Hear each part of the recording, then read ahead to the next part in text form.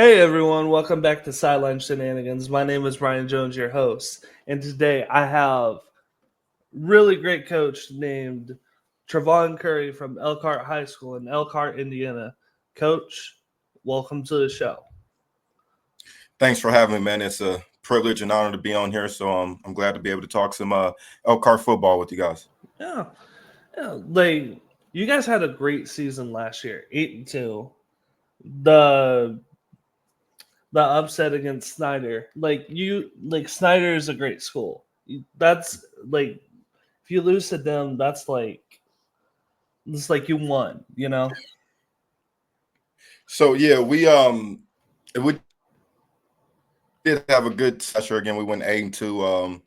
Lost our first game to a really good Concord team by 1 point. They end up being the number one team in 5A pretty much the whole season. Mhm. Then we were able to knock off Penn at Penn, which hadn't happened in a long time in Elkhart since the 1980s at the end of the day. So, I mean, after the Penn game, we kind of knew like, all right, we got something here, but did end up coming up short to Snyder in the section. It was lost to them by a point. We spotted them 7 right off the bat. You know what I'm saying? Mhm. Which didn't help us, but I thought our boys played well. But it was a game we should have. I felt like we should have won. So it was the off season. Was kind of rough there the first couple weeks after that loss because Mhm. I was sitting there not happy about how things ended at the end of the day. Yeah. Definitely. Yeah, like in a loss like that, that's definitely hard, especially against Snyder. Like, yeah, they're a good team, Mhm. but still, you guys put up a fight, and that's saying something. It's better than being blown out by Yep. Within 60. 7 points. Yep, it was a 7 point game. I mean, they got some dudes. They got some nice running backs. I think a couple of them are coming back. The kid that's going to Notre Dame. I Mhm. mean, he picked the ball off. You know what I'm saying? He gave him the first 7 points of it. But that's a well coached team out there in Fort Wayne. Coach Timmy does a great job with that program. So I'm sure we'll see them again. This go around in sectionals again. So yeah. Oh, definitely. All right, coach. So, how would you describe your coaching philosophy in one sentence? Coaching philosophy. Man, we're gonna be a physical. Um, Really a physical, top-notch team, explosive and physical at the end of the day. If we can get the ball to our athletes in space, and just be physical at the point of contact on the offensive defensive line and how we tackle people, that's what I want our football program and to be about. And we prepare our kids that way too. We got tough practices, we got physical practices. We coach our kids hard, and we're always going to be explosive up here because Elkhart's got athletes. Now it's just making sure they execute. But my vision in running the program is always going to be running the ball. We got to be physical, but also use our athletes, so we'll be explosive too. Yeah. So, I like to ask personal questions here, but what's got you started coaching? Oh, that's a good one. So I born and raised in Elkhart, and we had a legendary coach by the name of Tom Kurt who was at Elkhart Central for 30 some years. And Tom Kurth and Mark Humble, who was my defensive coordinator, were two guys who were really close to me. Like I learned a lot from. I admired how they coached and how they coached, and like Tom Kurth was the god in Elkhart. So I kind of was like, dude, man, it'll be nice to have that type of influence on our city, the respect that he had and stuff. So I knew at a young age that those two coaches honestly helped trigger the football player in me and then the coach in me. They helped me realize at a young age that coaching is what I wanted to do. What's the biggest life lesson you try to teach your players? Um, so our program pillars is lead at the end of the day. Love, effort, attitude, and discipline. And how I talk to our parents and our kiddos is I'm trying to young men in our program to be future leaders of Elkhart, our future leaders in their household. And so my whole thing is developing the young man and young women in our program for lifelong success. And it's just by doing the right thing. So for me, is if our kids leave here, graduate, and become successful in whatever it might be, but not no bums and not no deadbeat dads and not no wake Mhm. up in the newspaper one morning and see a mugshot of them. Like, I feel like as a coach, I did my job. But I just want to make sure we're producing the right people in our society once they leave their senior year with me. So, what makes coaching at Elkhart special to you? Again, born and raised in this place, but I seen the good, bad, and ugly of this place. So I spent all 15 years coaching in Elkhart.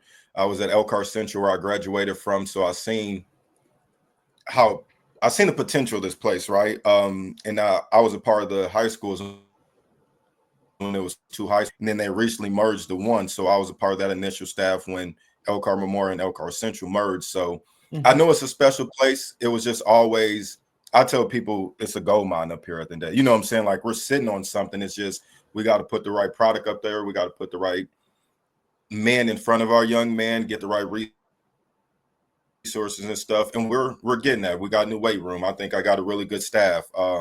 Got support from our admin and stuff. So we're trending in the right direction. But I knew Elkhart could be special because we got a lot of talent here, and everybody that's been on our schedule for years, even when we were down, they were scared of the talent that Elkhart had. They were just always hoping that that they would continue to get the coaching thing wrong because it may, you know what I'm saying. But now I think we're in the right seat here, and I got a great staff at the end of the day.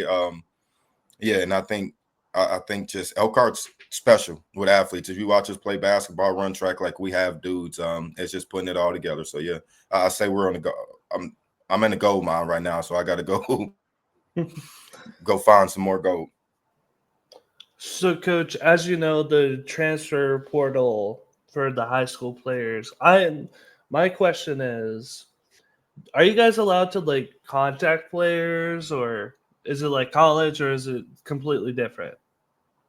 No, there's definitely rules in place. Like, we shouldn't be out there. Coaches shouldn't be out there having home visits and recruiting other kids that's not in their district or their feeder schools at the end of the day. Mhm. So there's rules and guidelines to that, which I like and I think needs to be in place. A lot of people aren't for the new transfer rule. I see it two different ways. If it's for the kids, it's for the kids. Mhm.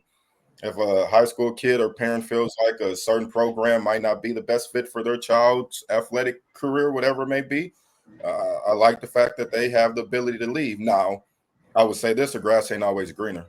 So I think parents and kids have to be cautious of decisions and moving around and stuff because sometimes it could backfire on you. But it's been happening. Let's just be real. It's been happening all over the state. It's been happening in a lot of places. So I think Mhm. now that they get this one transfer rule, and there's still some restrictions with that. Like, but if they do the right things and get approved that one, hey, we got to adapt. There's new times. That's a new landscape right now. So if you Mhm. don't adapt to that, then you might get caught behind. How do you help players who are going through a rough stretch? Like, just personally or football wise, or Could be football, could be personal. so.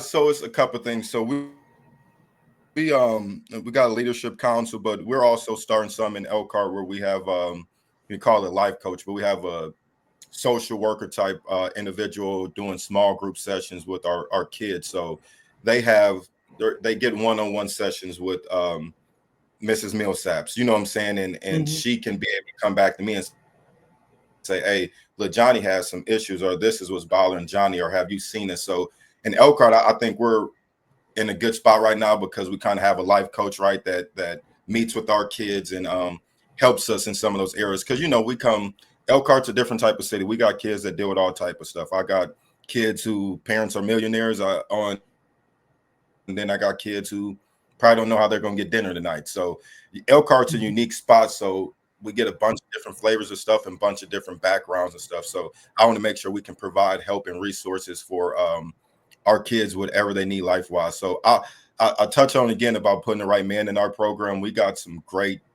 men in our program that have been through a lot of different things: professional athletes, divorces, deaths, Mhm. grief. You know what I'm saying? So our kids, how we build relationships with our kids, a lot of our kids trust our coaches so that if it's something really going on, our coaches are going to be able to identify and say, hey, man, Johnny don't look too good today. Hey, you good? You know what I'm saying? And then those kids are more open to say, hey, man, mom got into it, or I'm dealing with some stuff at home. And then our coaches can help navigate them through that stuff. So, again, I got a good staff of people who really care about the young men in our program on and off the field. So that helps a lot.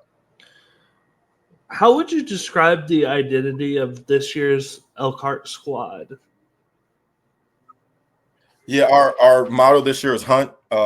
We got to go hunt them folks that we lost to, but also we're gonna have some targets on our back right now too, because we did have a good season last year. So the focus is remaining. The standard is the standard.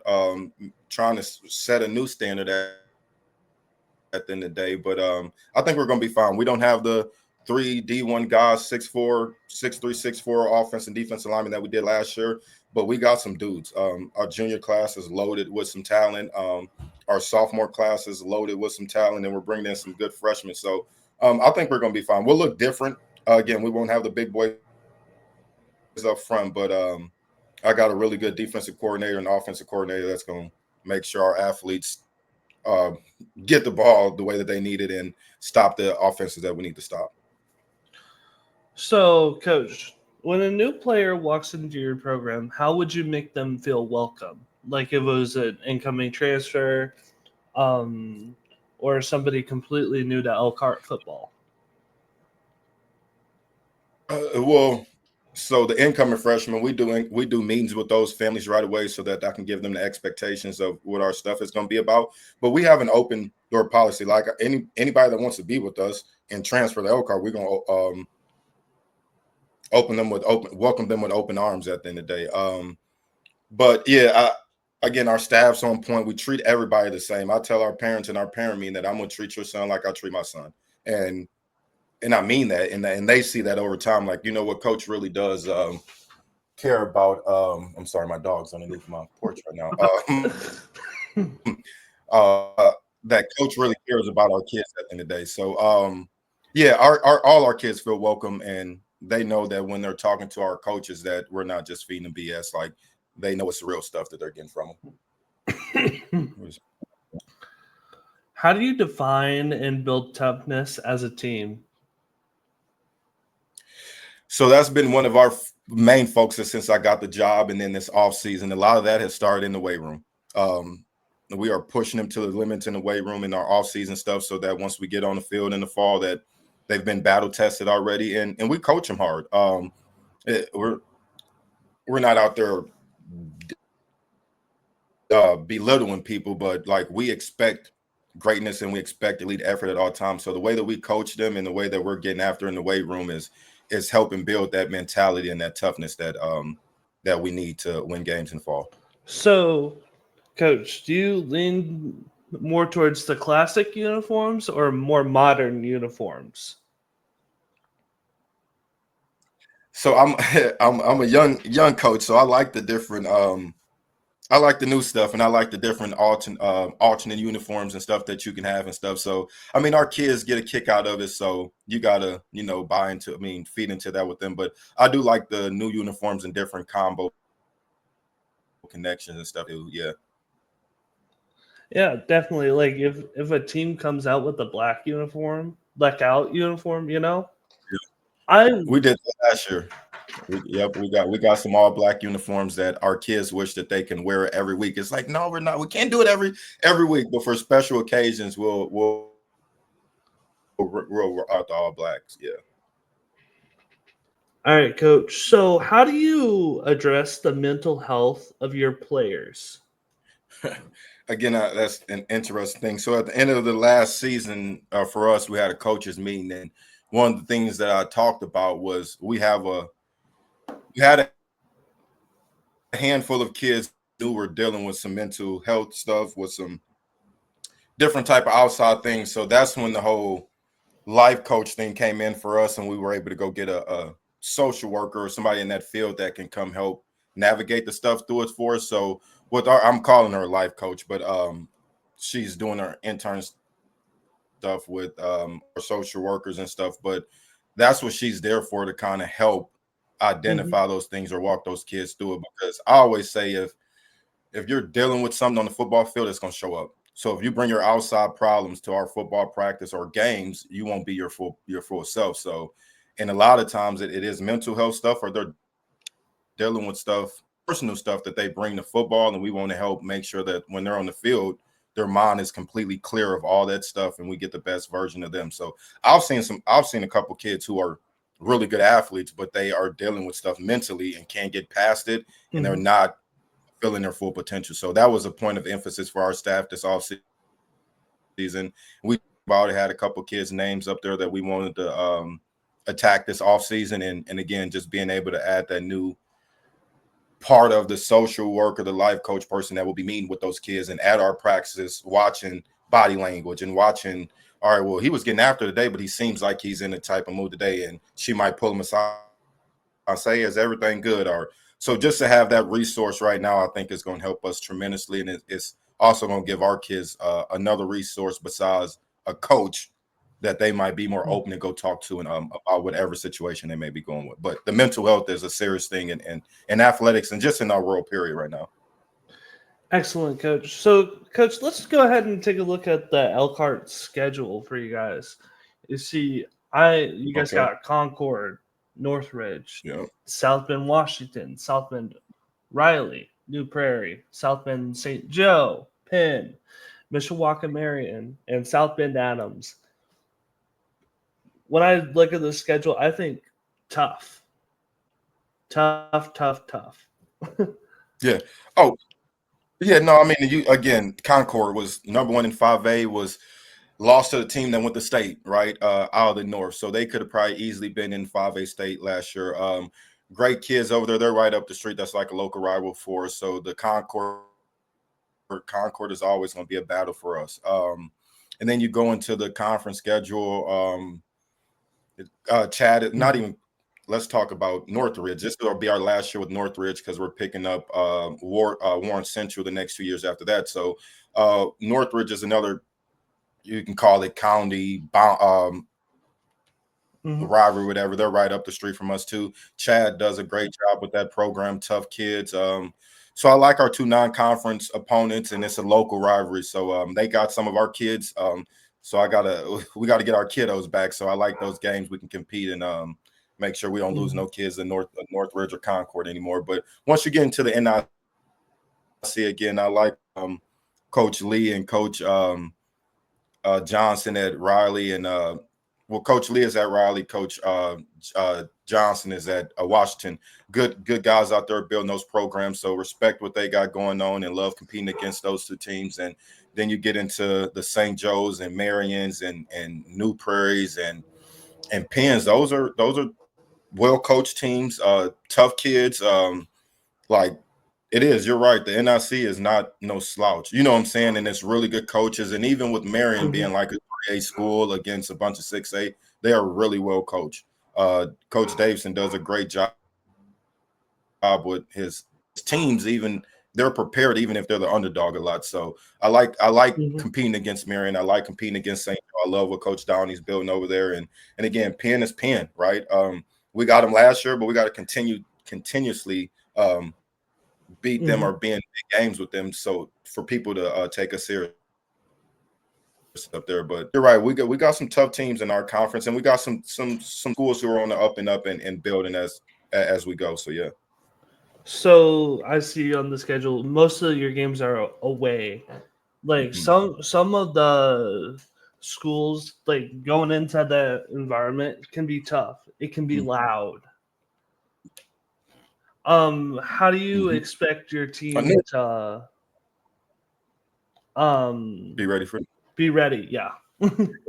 So this year, our first home away game will be at Northridge. And they bring a crowd, and it's a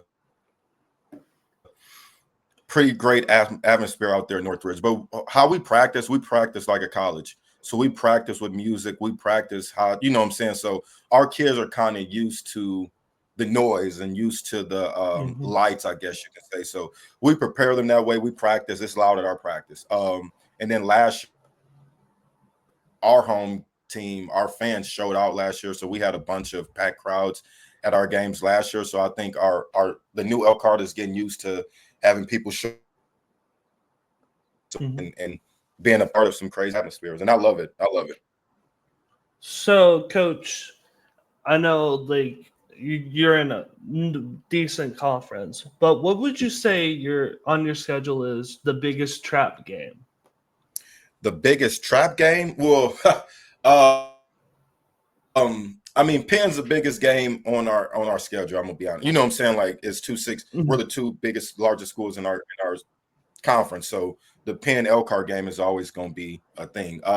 But the trap game for me it would be like last year, right? So we beat Penn, but we had to go compete against a really good Marion team, right?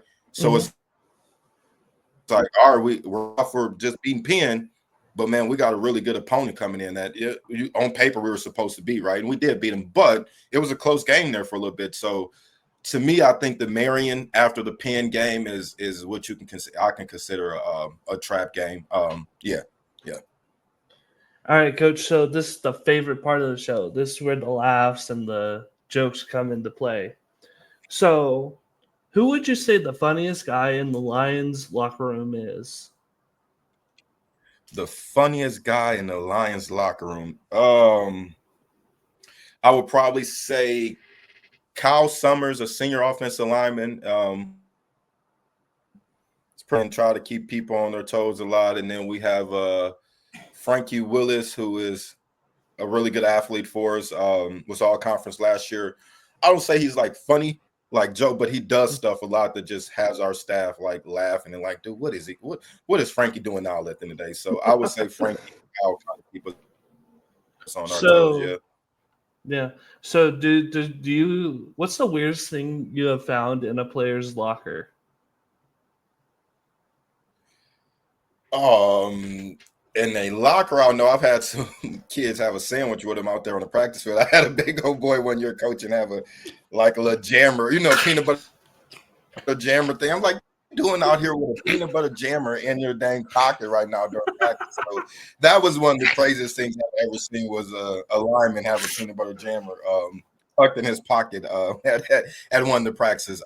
In the locker room, and it's just making sure them jokers clean up after themselves at the end of the day. So yeah. Mm-hmm. Nothing really crazy in the locker room, but I had the peanut butter jammer on the sideline was a first for me. Yeah, that's creative. That's hilarious. Yeah.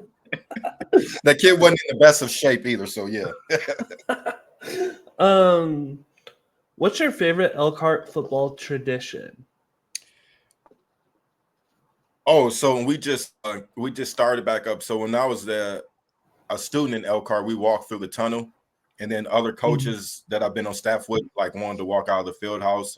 So I brought the tunnel walk back this year, and I just love that like our youth kids are underneath the tunnel watching us walk through. Like they playing Sandman as we walk out. So I like our entrance of walking through the tunnel and busting through the tunnel to our home ground. Like I like that piece. That's the most important thing to me. Yeah. Who's secretly a great singer on the team? Oh, secretly a great singer. Oh man, I don't know all of them. Well, I would say Cross Jones because he's a linebacker for us. That he's tough as nails, but he plays like the softest music in the weight room and stuff. So you'll go in there and hear him singing some Rod Wave or so. None of them have really good voices, but I've caught Cross a couple times singing some slow jams, and I'm like, dude, you're the baddest dude in this dang field on our team right now, and you in here listening to Rod Wave while you work out. So I've caught him a couple times some R&B songs. Yeah. All right, Coach. So my final question for you today is: if there were to be a movie about Elkhart football, who would play yourself? Who would play me? It's funny. So my family and them know I love All American, and even the people in my community, like they call me Coach Bully Baker. So I would probably say Tate Diggs with Coach Baker. Like, yeah, he would probably play me if it was an Elkhart role. So yeah, I'm gonna go with Tay Diggs on that. Yeah. Yeah, Tay Yep. Diggs is a good actor. Like I felt the intensity from watching All American. I love that show. Yep. I would say that, and that's what they call me, Coach Bully. My nickname, a lot of my family that I grew up with, it's like, oh, you Coach Bully Baker. You know what I'm saying? So it would be him. It would be Diggs for sure if he had to play Coach Curry in the movie. Yeah. All right, Coach, I want to thank you again for coming on. I'm Brian Jones. He's Coach Curry. Thank you for listening.